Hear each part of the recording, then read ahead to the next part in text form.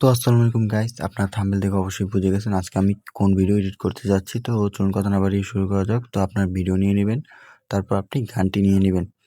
তো গানটি নেওয়ার পর তো আপনার গান অনুযায়ী আপনার ভিডিও সেট করে নেবেন, আমি যেভাবে সেট করে নিচ্ছি।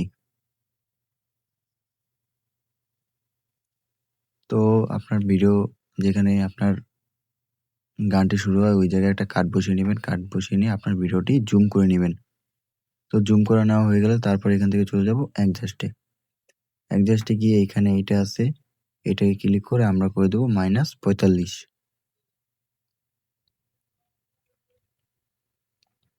তারপর কোয়ালিটিতে গিয়ে এখানে গিয়ে আমরা এটা করে দেব +75।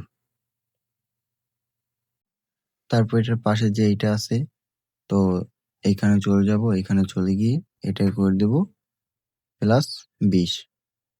তো এটা করা হয়ে গেল। তারপর এটার আমরা এটাকে করে নেব স্লোমো করার জন্য আমরা এটাকে ক্লিক করে চলে যাব স্পিডে গিয়ে নরমালে গিয়ে এটাকে 0.5x করে দেব। তো 0.5x করা হয়ে গেল। তারপর এটাকে আমরা বিটার কোয়ালিটি সিলেক্ট করে নেব। তো বিটার কোয়ালিটি সিলেক্ট করা হয়ে গেলে তারপর আমরা আমাদের সেকেন্ড ভিডিওকে এটাকে করে নেব ডুপ্লিকেট করার জন্য এটাকে ক্লিক করে এখানে স্ক্রল করতে থাকবো। তারপরে যেখানে লেখা আছে ডুপ্লিকেট আমরা ডুপ্লিকেট করে নেব। তারপর আমাদের ডুপ্লিকেট ভিডিওকে করতে হবে ওভারলে।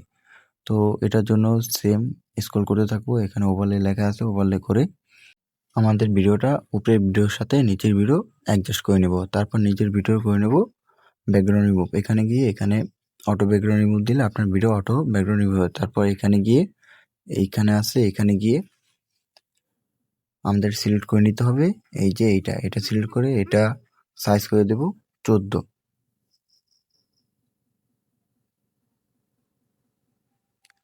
তো এটা করা হয়ে গেলে আমরা আমাদের ব্যাকগ্রাউন্ডে যে ভিডিওটা চলবে ওইটা আমরা লাস্টে অ্যাড করে নিব।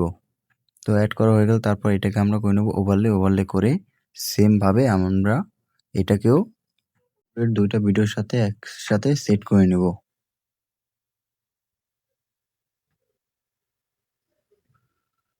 তো সেট করা হয়ে গেল। তারপরে এখান থেকে আমরা এটাকে জুম করে আমাদের ভিডিওর সাইজ অনুযায়ী মিল করে নিব। তারপর এখান থেকে আমরা চলে যাব লেয়ারে। তো লেয়ারে যাওয়ার পর আমাদের এই ভিডিওটাকে লাস্টে নিয়ে যাব, আমাদের বডি ভিডিওটাকে ফার্স্টে নিয়ে আসবো। তো আপনার ভিডিও অর্ধেক রেডি হয়ে গেছে, তো লাস্টে যা আছে আমি ডিলিট করে দিচ্ছি, আপনারাও অতিরিক্ত থাকলে ডিলিট করে নেবেন। তারপর ফার্স্ট ভিডিওতে গিয়ে অ্যানিমেশন গিয়ে এই অ্যানিমেশনটি সিলেক্ট করে নেবেন।